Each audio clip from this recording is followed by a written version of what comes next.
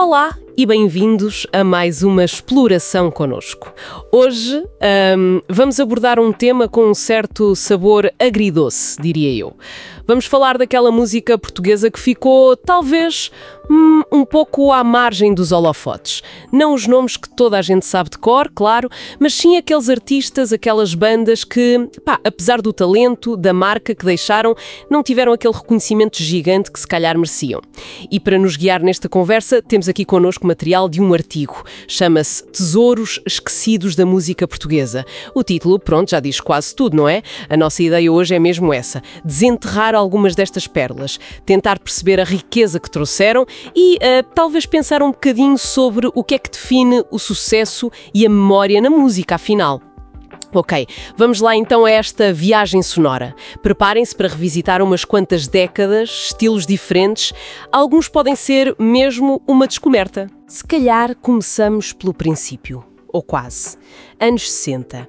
Mais concretamente, 1966, surge o Quarteto 1111. O artigo diz que foram pioneiros, uma das primeiríssimas bandas de rock psicadélico cá em Portugal. Lançaram coisas nos anos 60, 70, com um som que a fonte descreve como único e experimental. Mas aqui é que está o ponto curioso. Apesar de todo este pioneirismo, parece que nunca chegaram a um público assim muito vasto. Ser o primeiro a chegar, pelos vistos, nem sempre garante a maior fatia da fama. Pois, é uma observação muito certeira. E é um paradoxo que acontece muito na história da música, não é só cá. O que este material nos diz sobre o Quarteto 1111 acho que é muito revelador do contexto da altura, percebes?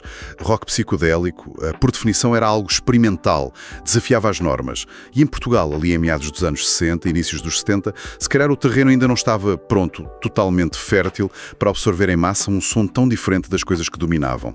Abrir caminho é fundamental, claro, criar as bases para o que vem a seguir, mas raramente isso se traduz logo em sucesso comercial, assim imediato e generalizado. O texto até diz que ficaram como referência para os apreciadores do género. E isso só por si já é um legado. Importante, sem dúvida. Mesmo que mais restrito, foi preciso ter coragem para fazer aquele som naquela altura, não há dúvida. Coragem! E, imagino eu, se calhar alguma frustração por não verem a música chegar mais longe, não é? Naquele momento. Avançando um bocadinho no tempo, anos 70, o artigo apresenta-nos os Green Windows, formados em 1970. Aqui a conversa já é outra, em termos de som. Estamos mais no campo do pop rock. Lançaram vários discos pelos anos 70 e 80, mas, tal como o Quarteto 1111, o texto sugere que não deixaram propriamente marcas significativas no panorama nacional. Pelo menos em termos de impacto global na sua época. E agora? Agora é que vem a parte mesmo interessante, acho eu. Apesar dessa ideia de não terem deixado marcas assim tão fundas na altura, a fonte destaca que há singles como A Million Ways, que hoje são vistos como clássicos do pop rock português. Como é que se explicaria isto? Esta dissonância entre o impacto geral que foi discreto na época e o estatuto de clássico que uma canção ganha décadas depois? É uma excelente questão, sim. E leva-nos a pensar sobre a própria natureza da memória musical, não é? E o que é que faz um clássico? O artigo, ao pôr em contraste essa falta de marcas significativas da banda com a longevidade de um single específico, ilustra isso mesmo. O sucesso de uma banda enquanto entidade e o percurso de uma canção em particular podem ser coisas bem diferentes. Uma canção pode ter ali os ingredientes certos, sei lá, uma melodia que pega logo, uma letra que diz alguma coisa às pessoas, uma produção que até envelhece bem, e isso permite-lhe sobreviver ao tempo, mesmo que a banda, no geral, não tenha atingido o estrelato. Pode ser redescoberta, não é? Por outras gerações, ou as rádios mais nostálgicas mantêm-na viva, ou simplesmente tem aquela qualidade intemporal que a faz destacar-se. A Million Ways, ao ser apontada como clássico, sugere que conseguiu isso. Se calhar a banda, no seu todo, não teve a consistência ou a imagem certa ou o apoio da editora para se impor, mas aquela canção específica, essa, acertou em cheio no alvo da longevidade. Faz todo o sentido, sim. É como se a canção ganhasse uma vida própria, quase independente da banda, não é? Continuamos nos anos 70, uma década bem fértil, pelos vistos. Em 1974, o artigo fala da banda Banco. O género aqui já é outra vez, rock progressivo. A descrição aponta para um som complexo e experimental. Lançaram 2 álbuns nessa década, Mas lá está, o sucesso comercial não veio e o padrão parece repetir-se. Esquecida pela maioria, mas considerada uma das bandas mais interessantes do rock português por um nicho de fãs. Parece que o rock progressivo tem um bocado esta sina, não acha? Tem bastante essa característica, sim. O rock progressivo, mesmo ao nível internacional, sempre teve essa dualidade. A riqueza dele está muitas vezes na complexidade das músicas, na experimentação com os sons, nas letras mais conceptuais. São coisas que atraem um público muito dedicado, que gosta de uma audição mais atenta, mais imersiva. Só que essa mesma complexidade muitas vezes funciona como uma barreira para a popularidade em massa, percebes? Para aquele consumo mais imediato que domina as rádios e os tops. A história dos Bank, tal como este material a descreve, são intrincado, falta de sucesso comercial, mas um culto entre os conhecedores encaixa perfeitamente nesse molde. É um reconhecimento que vem mais da qualidade intrínseca e da inovação do que propriamente do apelo popular generalizado. Muitas bandas de prog rock em todo o mundo partilham este destino. Respeito no meio, mas pronto, obscuridade para o grande público. O artigo capta bem essa atenção. É interessante pensar que existem estes universos paralelos na música. O do sucesso, que toda a gente vê, e o do reconhecimento mais subterrâneo, mas igualmente válido. Bem, damos um salto para a década seguinte, 1982. Encontramos a Sétima Legião. O som é descrito como rock, mas com uma costela mais pop-rock. Tiveram vários álbuns nos anos 80, 90 e, segundo o texto, alcançaram algum sucesso na época. Aqui já há uma diferença para os casos anteriores. Houve sucesso, mas a fonte nota que não atingiram o nível de reconhecimento de outras bandas gigantes da mesma geração.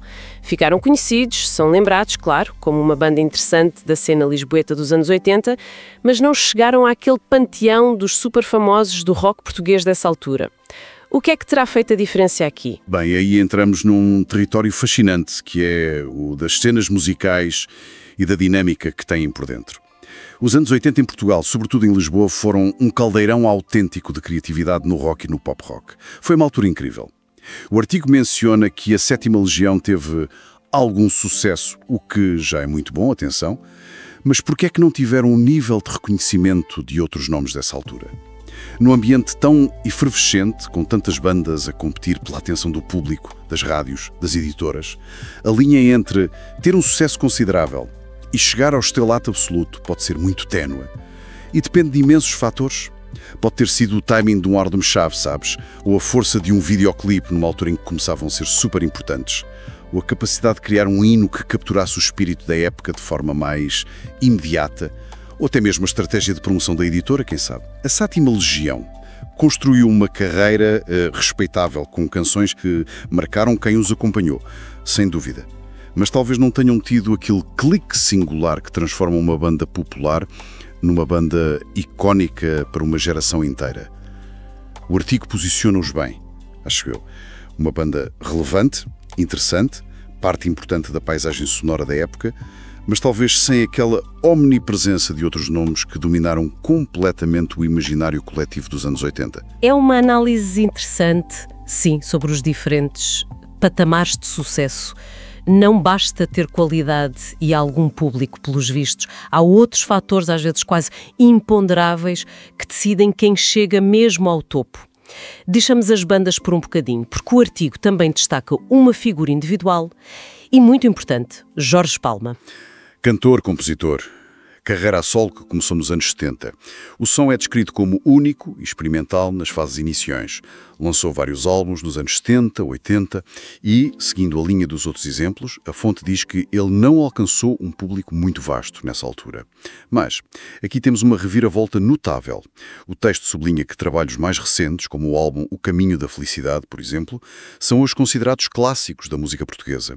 E Palma é apresentado como um exemplo de respeito, de admiração conquistados ao longo do tempo, mesmo sem aquele sucesso estrondoso inicial. Parece mesmo a história do corredor de fundo, não é? Que ganha a maratona no final. Exatamente. É isso mesmo. O caso do Jorge Palma, tal como está aqui apresentado, é talvez o exemplo mais claro de como a noção de sucesso pode ser complexa e nada linear. O artigo usa a palavra esquecido no contexto do impacto inicial, mas depois rapidamente contrapõe isso com o estatuto de clássico, de obras mais tardes e o imenso respeito que o Palma tem hoje em dia. Isto ilustra perfeitamente a trajetória do artista que vai construindo uma obra sólida, consistente ao longo de décadas.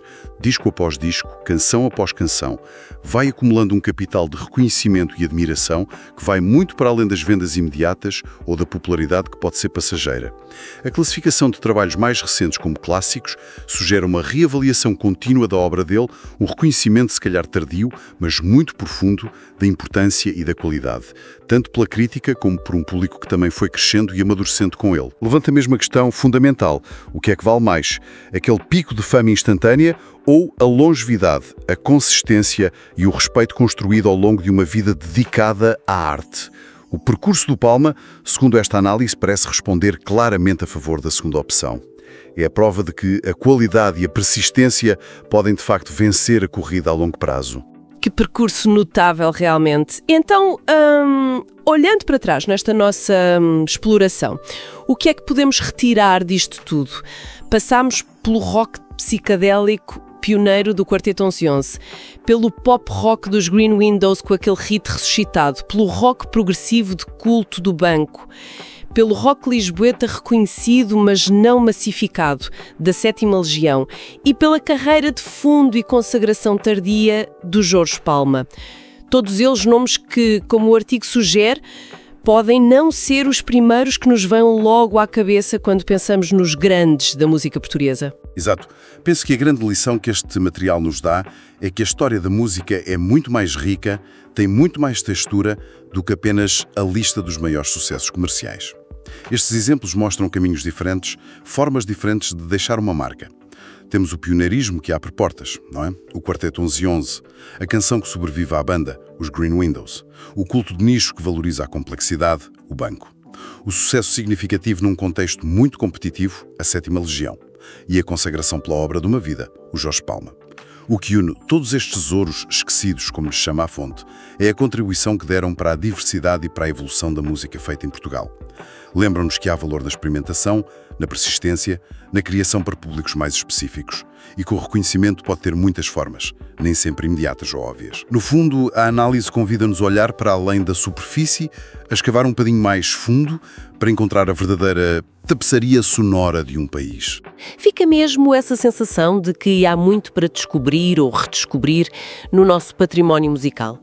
Estes artistas, estas bandas, cada um à sua maneira, mostram a vitalidade, a variedade de sons que foram sendo criados ao longo das décadas, mesmo que nem sempre tivessem tido a visibilidade que mereciam.